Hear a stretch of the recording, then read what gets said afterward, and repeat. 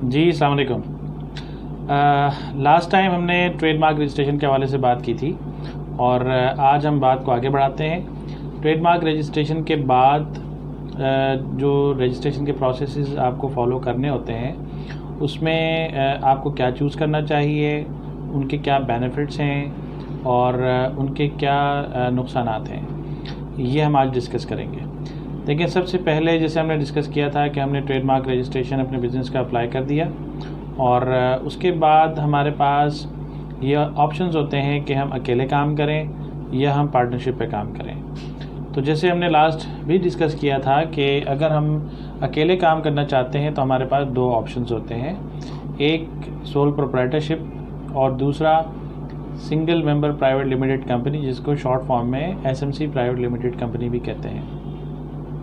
अगर हम पार्टनरशिप में काम करना चाह रहे हैं तो तब भी हमारे पास दो ऑप्शंस हैं, एक एओपी फर्म रजिस्ट्रेशन का ऑप्शन हमारे पास मौजूद है और एक प्राइवेट लिमिटेड कंपनी का ऑप्शन हमारे पास मौजूद है, जिसमें दो या दो से ज़्यादा डायरेक्टर्स हो सकते हैं। ठीक है, तो इसमें ये डिसाइड करना कि हमें किस तरफ जाना चाहिए और किसके क्या बेनिफिट हैं, क्या नुकसानात हैं, यहाँ पर आकर बहुत सारे लोग रुक जाते हैं और कंफ्यूज हो जाते हैं। तो आज मैं इस कन्फ्यूजन को दूर करूँगा इस वीडियो की मदद से।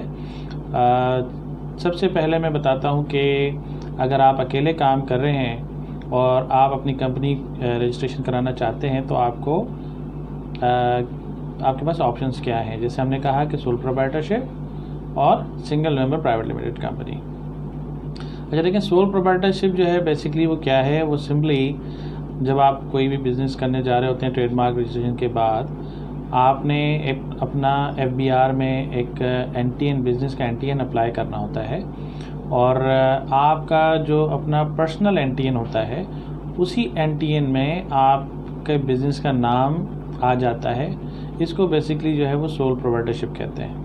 अच्छा, ये करवाने से जो है क्या आपकी कंपनी बन जाती है या आप पाकिस्तान के किसी कानून में एज ए कंपनी काम कर रहे होते हैं, तो इसका जवाब है कि नो।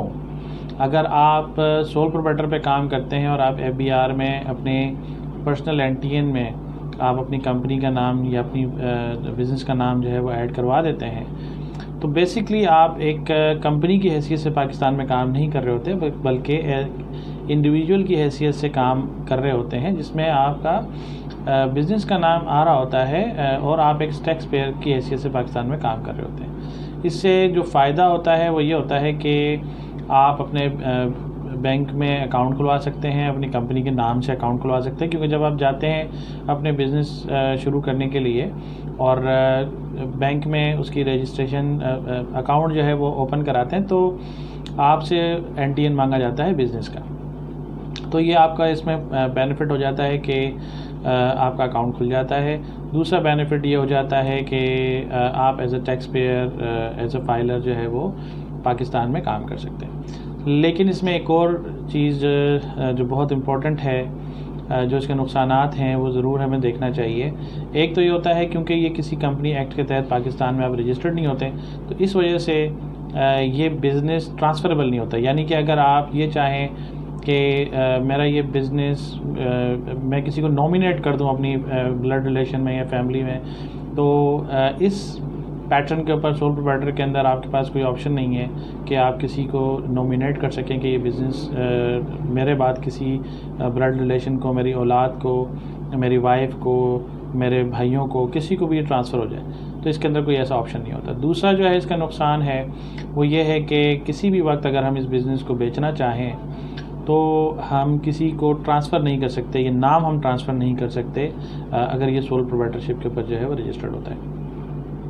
और तीसरा जो इसके अंदर एक बड़ा नुकसान है वो ये है कि खुदा न खास्ता अगर हमें किसी लॉस का सामना करना पड़ता है किसी भी वजह से, या हमने कोई ड्यूरिंग बिज़नेस हमने कोई बैंक लोन्स ले लिए हैं और हम पे नहीं कर पा रहे हैं, तो इस दौरान अगर हम प्रॉब्लम में आते हैं तो हमारे जो पर्सनल अकाउंट्स हैं, हमारे जो पर्सनल असासे हैं, जो एसेट्स हैं, हमारी प्रॉपर्टी है, वो भी गवर्नमेंट सेल कर सकती है, क्योंकि इसमें जो लाइबिलिटीज़ होती हैं वो अनलिमिटेड होती हैं।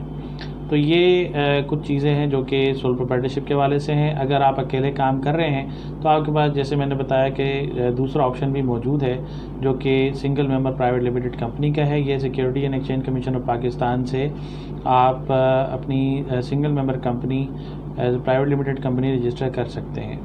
अच्छा, इसमें भी जो है वो कुछ चीज़ें आपको ज़रूर देखनी चाहिए। यहाँ पे जो ट्रेंड है वो ये है कि लोग ये समझते हैं कि बिज़नेस करते हुए कि शायद वो सारे काम उनको खुद ही कर लेने चाहिए। तो यहाँ पे ये ज़रूर आप देखें, किसी प्रोफेशनल के साथ आप ज़रूर मशवरा करें अपनी प्राइवेट लिमिटेड कंपनी रजिस्ट्रेशन कराने से पहले या SMC private limited company registration कराने से पहले, क्योंकि उसमें बहुत सारी चीज़ें ऐसी होती हैं जो कि प्रोफेशनल जो कंसल्टेंट है वो आपके लिए देखता है, आपके फ्यूचर को सिक्योर करता है। Single member private limited company जब आप रजिस्टर कराते हैं तो इसके अंदर इसका बेनिफिट क्या है, जैसे मैंने आपको बताया कि सोल प्रोप्राइटर के हवाले से, तो ये बिल्कुल ऑपोजिट है। सोल प्रोप्राइटरशिप के एसएमसी प्राइवेट लिमिटेड के अंदर एक तो ये है कि आपका जो बिज़नेस है वो सिक्योर्ड होता है। आप पाकिस्तान की कंपनी एक्ट के तहत जो है वो रजिस्टर्ड होते हैं और आपकी पाकिस्तान की गवर्नमेंट आपको कंपनी के तौर पे रिकग्नाइज़ करती है, पहला बेनिफिट। दूसरी बात यह है कि ये बिज़नेस जब रजिस्टर हो जाता है तो इसमें ये ख़त्म नहीं होता, यानी ये कभी भी ख़त्म नहीं होगा जब तक पाकिस्तान दुनिया चलती रहेगी। ये आपका बिज़नेस जो है वो आपके नाम पर ही रहेगा, ये ख़त्म नहीं हो सकता। तो और इसके अलावा आप जब इस कंपनी को रजिस्ट्रेशन करा रहे होते हैं तो आपके पास ये ऑप्शन होता है कि आप अपने किसी भी ब्लड रिलेशन को या फिर वाइफ को आप नॉमिनेट कर सकते हैं अपना वारिस, और आपके बाद ये ऑटोमेटिकली बिज़नेस जिसको भी आपने नॉमिनेट किया होता है उसको ट्रांसफ़र हो जाता है। तो एक बहुत बड़ा बेनिफिट है। दूसरा ये कि अगर किसी भी वक्त आप इस बिज़नेस को सेल आउट करना चाहते हैं तो ये बिज़नेस ट्रांसफ़रेबल है, ये आप किसी के नाम पे भी ट्रांसफ़र कर सकते हैं क्योंकि ये आपका एसेट होता है। इसके अलावा इसमें जो लाइबिलिटीज़ होती हैं वो अनलिमिटेड नहीं होती बल्कि लिमिटेड होती हैं, इसीलिए इसको हम प्राइवेट लिमिटेड कहते हैं। अगर किसी भी वक्त आपको लॉस हो जाता है, खुदा न खास्ता आप कोई बैंक लोन आपने लिया है और आप वो लोन अदा नहीं कर पा रहे हैं, तो आपके पास जो है ये ऑप्शन होता है कि आप अपने आप को दिवालिया डिक्लेयर कर सकते हैं, और जो गवर्नमेंट है वो आपकी जो पर्सनल प्रॉपर्टी है, आपका जो पर्सनल बैंक अकाउंट है उसको सीज़ नहीं करती, उस पर हाथ नहीं डालती अगर आपने कंपनी एक्ट के तहत अपने आप को जो है रजिस्टर किया होता है, यानी as a private limited company, चाहे वो सिंगल मेंबर हो चाहे वो आप मल्टीपल डायरेक्टर्स के साथ जो है वो आपने कंपनी बनाई हो। तो ये एक बहुत बड़ा बेनिफिट है अगर आप प्राइवेट लिमिटेड की तरफ चले जाते हैं। अब हम आ जाते हैं पार्टनरशिप की तरफ। पार्टनरशिप के अंदर जो है हमारे पास, जैसे मैंने बताया कि फिर दो ऑप्शंस हैं, एक है एओपी फर्म रजिस्ट्रेशन का और एक है private limited company with multiple directors. अच्छा, एओपी फर्म रजिस्ट्रेशन में क्या होता है? एओपी फर्म रजिस्ट्रेशन के अंदर सबसे पहले आपकी पार्टनरशिप डीड बनती है। पार्टनरशिप डीड बनने के बाद आप रजिस्ट्रार ऑफ फर्म से इसकी रजिस्ट्रेशन कराते हैं। रजिस्ट्रेशन सर्टिफिकेट जब आपको मिल जाता है और इसके बाद फिर आप एफबीआर में अपने एनटीएन आपके इशू होते हैं, आपके पार्टनर्स के एनटीएन इशू होते हैं और आपकी कंपनी का अलग एनटीएन जो है वो इशू होता है। तो इसको बेसिकली जो कहा जाता है वो एओपी फर्म रजिस्ट्रेशन कहा जाता है। और इसके साथ भी वही प्रॉब्लम्स हैं जो कि मैंने आपको सोल प्रोप्राइटरशिप के साथ बताए। अच्छा, अगर हम प्राइवेट लिमिटेड कंपनी की तरफ जाते हैं जिसमें हम दो से ज़्यादा डायरेक्टर या दो डायरेक्टर्स के साथ हम काम कर सकते हैं, तो वो भी हमारे पास एक बहुत अच्छा ऑप्शन है, क्योंकि जैसे मैंने आपको बताया कि प्राइवेट लिमिटेड कंपनी में आप का बिज़नेस ट्रांसफ़रेबल है। आप अपने ब्लड रिलेशन में किसी को भी नॉमिनेट कर सकते हैं, अपनी वाइफ को नॉमिनेट कर सकते हैं अपना बिज़नेस का वारिस। आप किसी भी टाइम अपने इस एसेट को बेच सकते हैं। आप एक पार्टनर दूसरे पार्टनर को कंपनी से निकाल नहीं सकता, बल्कि जब भी आपने कोई डिसीजन लेना होगा तो म्यूचुअल कॉन्सेंट के साथ ही होगा, प्रॉपर डॉक्यूमेंटेशन के साथ ही होगा। आपके जो शेयर्स होंगे वो आपको शेयर्स का जो अमाउंट बनता होगा वो अमाउंट अपने पार्टनर को देना होगा, अगर उस पार्टनर ने कहीं मूव भी करना है बिज़नेस। अगर आप सेल आउट करना चाहें आप किसी वक्त सेल आउट कर सकते हैं इसको।